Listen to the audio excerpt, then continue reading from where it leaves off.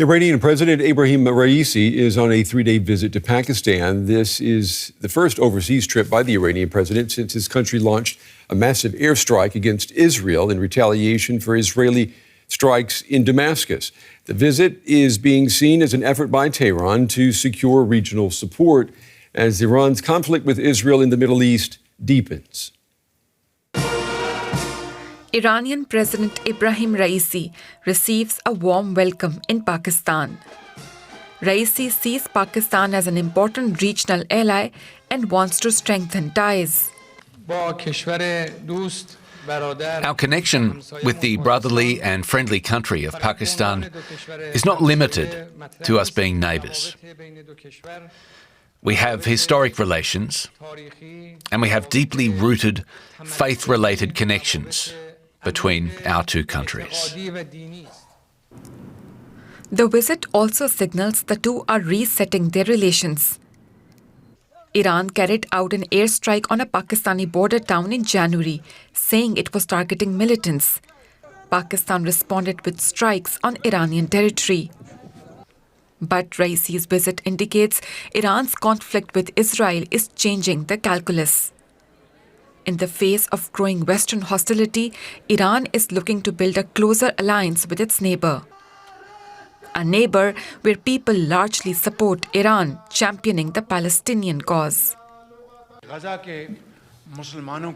You and your country have taken a very strong and principled stand on Gaza over the barbarity and inhumane treatment that is being inflicted on Muslims of Gaza.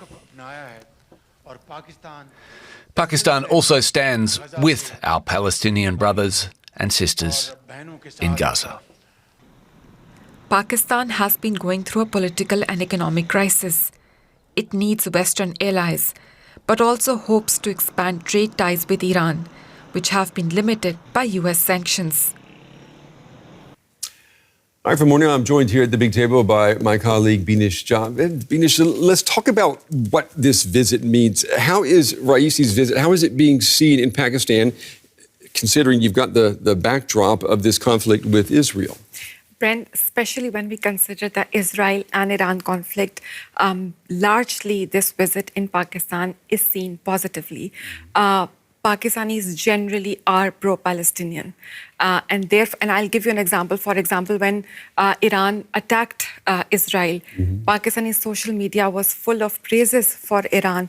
Pakistani TV channels had guests calling Iran a hero state.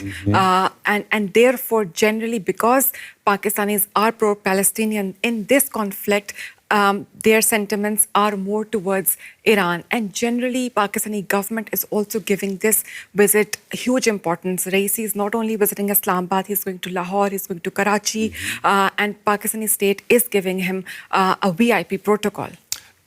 What message does Raisi's visit to Pakistan, what does it send to the Western world? Because I'm thinking, particularly the United States, which is a big ally of Israel, it's also an ally to Pakistan. Yes, and so US and its Western allies want Iranian isolation.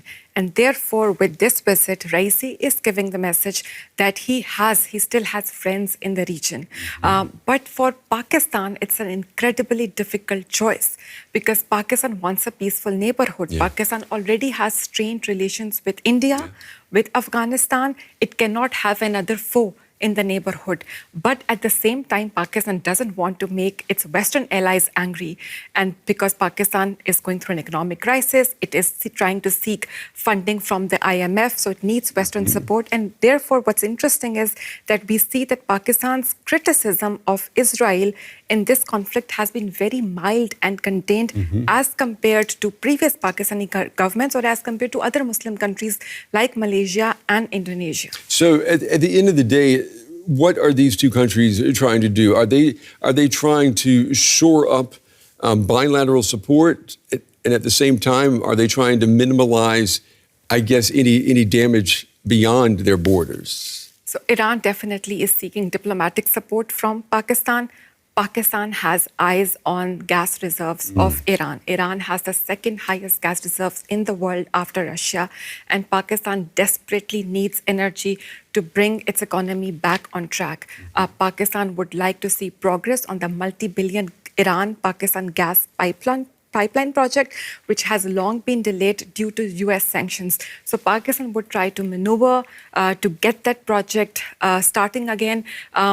So both of these countries are trying to take advantage of this visit. Yeah, and just quickly, if we didn't have the conflict with Israel and Iran right now, would we really be talking about this visit, or would it seem as important as it seems right now?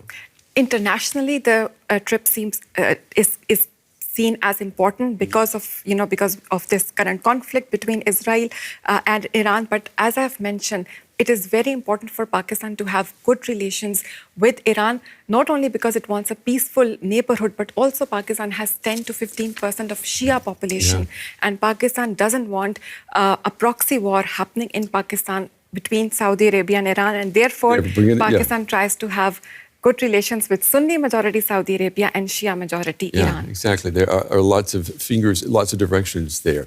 Binish Javed, it's good to have you here in the studio. Thank you. Thank you.